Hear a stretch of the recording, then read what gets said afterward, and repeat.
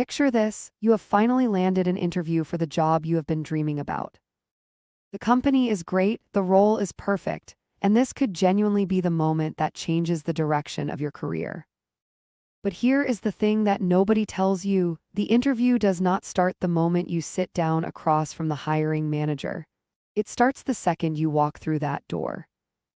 And in many cases, it starts even before that. The truth is, most people do not lose job opportunities because they lack the skills or the qualifications. They lose them because of small, avoidable mistakes that quietly destroy the impression they are trying to create. These are not dramatic failures. They are subtle missteps that send the wrong message without the candidate even realizing it. So whether you are stepping into your very first interview or returning to the job market after a long break, this is exactly where you need to pay attention. Today, we are walking through the most common interview mistakes people make, the ones that cost real people real opportunities every single day. By the time we are done, you will know exactly what to avoid and, more importantly, what to do instead. So let us get into it. The very first mistake, and one of the most damaging ones, is showing up late.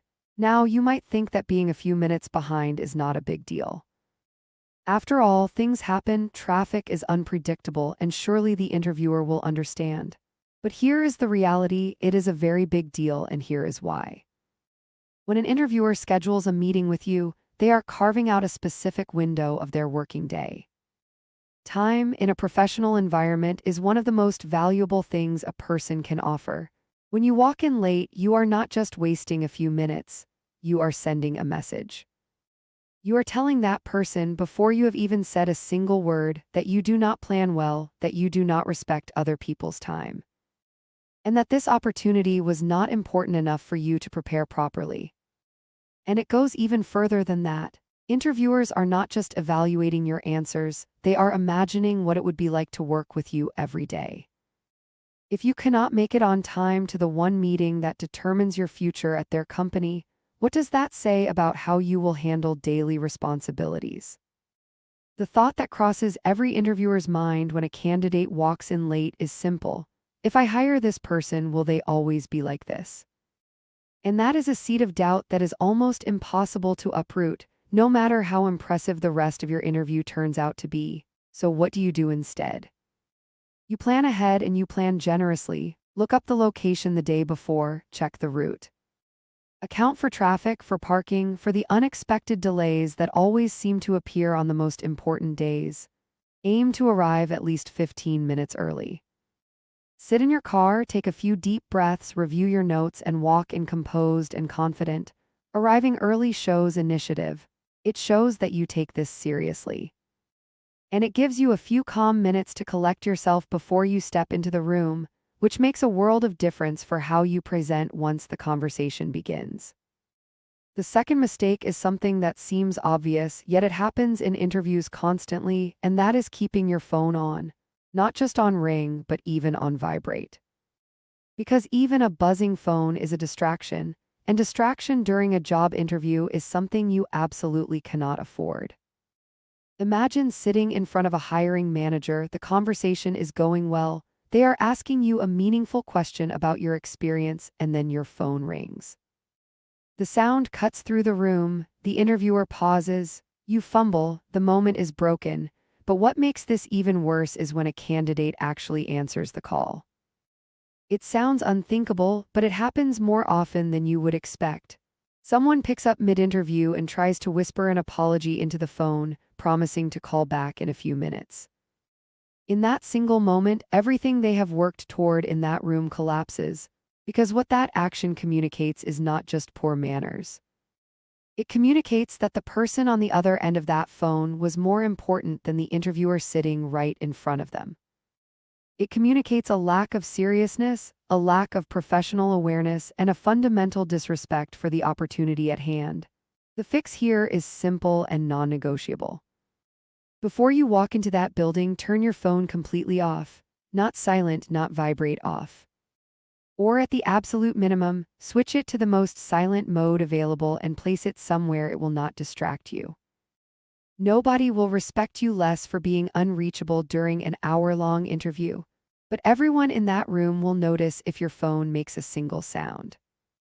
This is one of those small things that requires almost no effort to get right, yet carries enormous consequences if you get it wrong. Once you have made it into the room and the conversation is about to begin, there is another moment that most people do not give nearly enough thought to, and that is the handshake. It might seem like a formality, a reflex, something that is over before it even registers. But the handshake is one of the most psychologically loaded gestures in professional culture. It is your first physical point of contact with the interviewer, and it communicates something about you immediately and instinctively. A weak handshake, what is often called a limp handshake, is one of the most common and most damaging errors candidates make in the opening seconds of an interview. This tends to happen more frequently with women, who are sometimes conditioned to offer just their fingers rather than a full, firm grip. But regardless of gender, a limp handshake creates an instant impression of uncertainty, nervousness, or lack of confidence. And in an environment where confidence is one of the key qualities being assessed, that impression is difficult to recover from. Here is what a good handshake looks like. You extend your full hand, make proper palm-to-palm contact, apply a firm and steady grip, make direct eye contact, and offer a genuine smile. The grip should feel assured and warm, not crushing, not limp, but purposeful. A handshake that communicates presence says something very different from one that barely registers. It says that you are comfortable, that you are ready, and that you belong in that room. Practice it if you need to. Ask a friend to shake hands with you and give honest feedback. It sounds like a small thing, but the first impression formed in those 2 seconds of contact can quietly shape everything that follows. Now, once the pleasantries are over and the actual interview begins, there is a trap that catches an enormous number of candidates, and it is the urge to fill every silence with words. This is what is commonly called chatting up, and it tends to happen when nerves take over. The anxiety of being evaluated can create a kind of verbal momentum where a person starts talking and simply cannot stop. They cover their current job, their previous job, a project they worked on, a challenge they overcame, a personal anecdote, and before long, the interviewer is nodding politely while quietly wondering when the monologue will end. This is a pattern that works completely against you. An interview is a conversation, not a performance. The interviewer is asking specific questions because they want specific answers.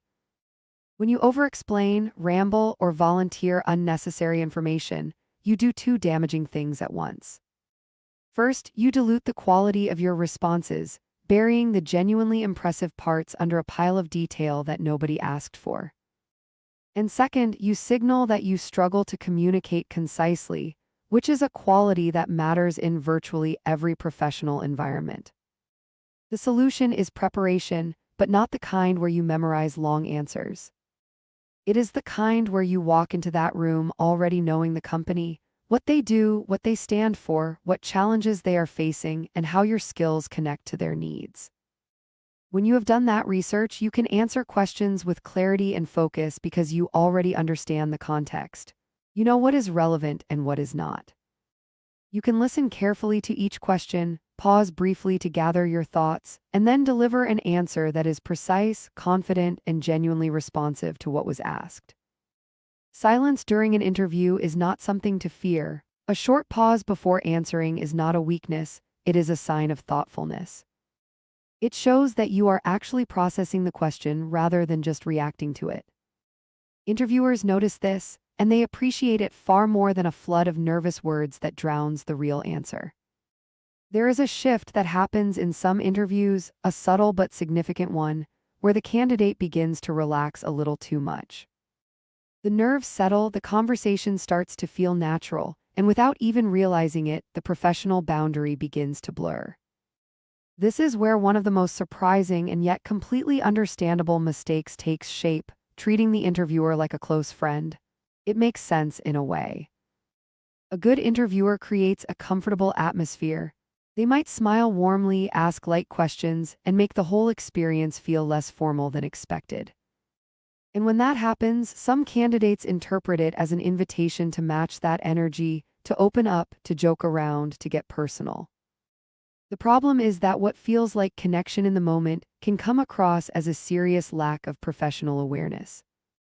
Bringing up your personal life in ways that are irrelevant to the job, asking the interviewer intrusive questions about their own life, or casually mentioning that you were out until the early hours of the morning and barely made it to the interview on time. All of these things signal the same thing. They signal that you do not understand where you are or what the situation requires. A job interview is not a casual conversation between equals. It is a professional evaluation, and the rules of professional conduct apply regardless of how friendly the atmosphere feels. Maintaining professional distance does not mean being cold or robotic. It means being warm and personable while staying within the boundaries that the setting demands. You can be likable without being familiar. You can show personality without oversharing. The goal is to leave the interviewer thinking that you are someone they would genuinely enjoy working with, not someone who made them uncomfortable by crossing lines they did not invite you to cross. While your words carry obvious weight in an interview, there is an entire layer of communication happening beneath them, and that is your body language. The way you hold yourself, the way you position your body, and the expressions that cross your face are all broadcasting information to the interviewer, whether you intend them to or not. Ignoring this is one of the most common and most costly mistakes candidates make. Slouching is perhaps the most frequent offender. It is particularly common among women, though it affects people across the board. When you slouch, you physically shrink yourself.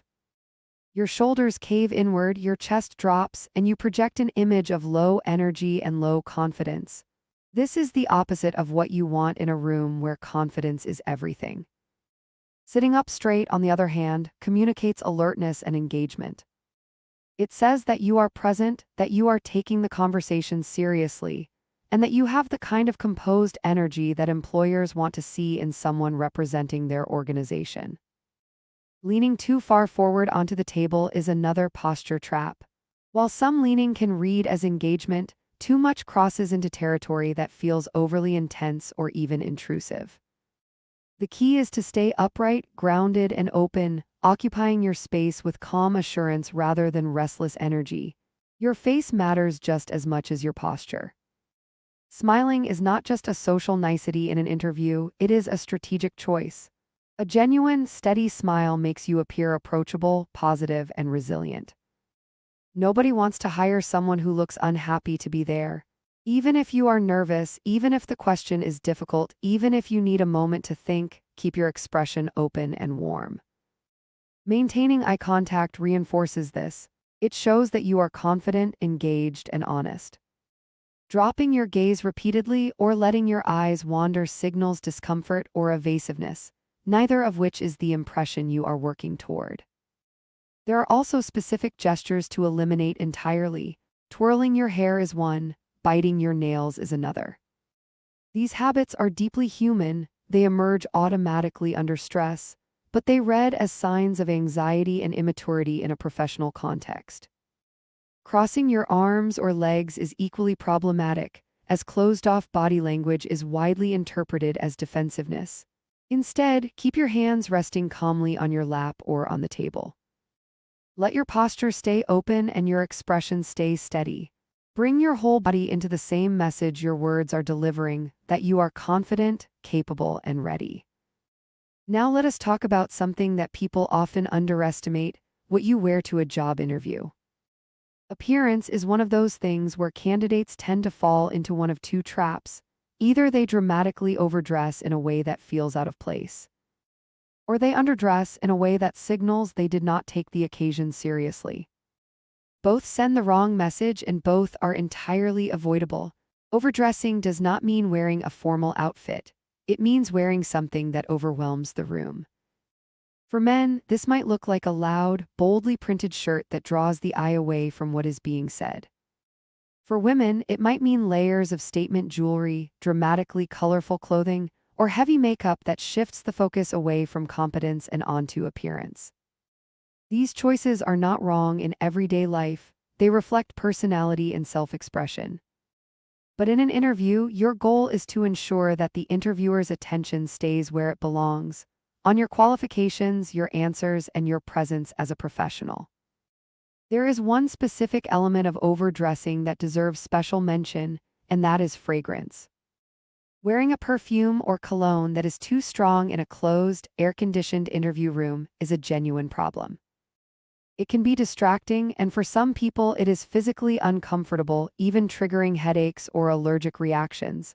This is not the sensory impression you want to leave behind. Keep your fragrance light or skip it altogether on interview day. Underdressing carries its own set of risks. Showing up in casual clothing communicates that you either did not know better or did not care enough to find out. Either interpretation reflects poorly on your judgment. The standard of professional dress that works across almost every industry is clean, well-fitted, and conservative.